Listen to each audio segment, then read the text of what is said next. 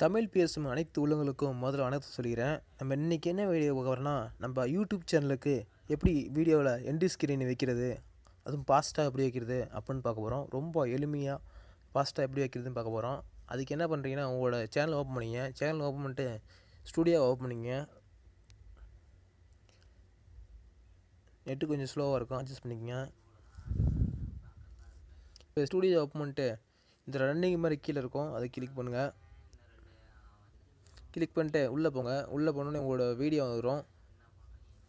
வீடியோவுக்கு ஏன்னா இப்போ நான் ஒரு வீடியோவுக்கு என்ன எண்டு ஸ்க்ரீன் வைக்கிறேன் பாருங்கள்.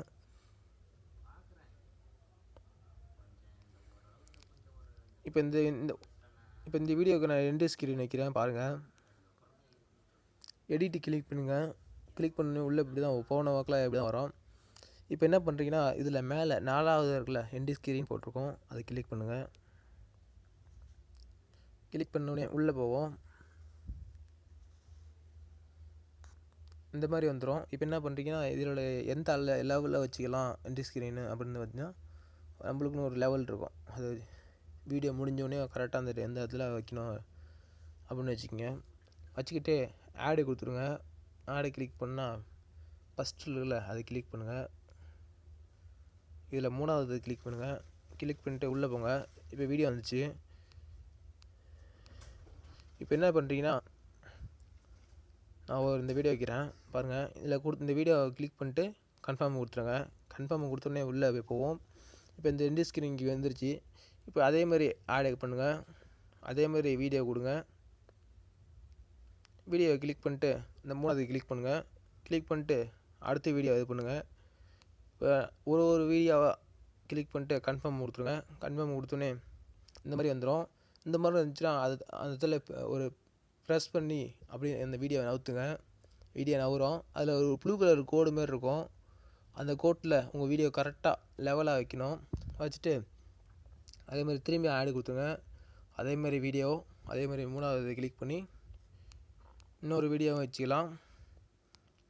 இந்த மாதிரி அதே மாதிரி அங்கே இருக்கும். அதை கீழே தள்ளிட்டு கரெக்டாக அந்த ப்ளூ கலர் கோடில் கரெக்டாக வச்சுருங்க. இப்போ நம்மளோட சேனலோட என்ன இமேஜ் வைக்கணும் அப்படின்னா அதுக்கு ஆடை கிளிக் பண்ணி இந்த 3வது இருக்குல்ல சப்ஸ்கிரைப் பண்ணுறது, இந்த 3வது கிளிக் பண்ணால் உள்ளே நம்மளோட ஃபோட்டோ வந்துடும். சேனலோட ஃபோட்டோ வந்துடும். அது தள்ளிட்டு இந்த கீழே வச்சுருங்க. இது எதுக்காகனா, நம்மளோட இப்போ இந்த இது கிளிக் பண்ணோன்னா நம்ம சேனலை சப்ஸ்கிரைப் பண்ணுறது கேட்கும். யாராச்சும் நம்மளோட சேனலை சப்ஸ்கிரைப் பண்ணால் இந்த மாதிரி ஈஸியாக பண்ணிக்கலாம். இந்த மாதிரி சூப்பராக பண்ணிக்கலாம். இப்போ என்ன பண்ணுறீங்கன்னா, அந்த மாதிரி வச்சுட்டு அதை கிளிக் பண்ணி மேலே வச்சுருங்க. நான் வச்சுட்டு இப்போ என்ன பண்ணுறீங்கன்னா, மேலே சேவ்னு இருக்கும், அதை கிளிக் பண்ணுங்கள்.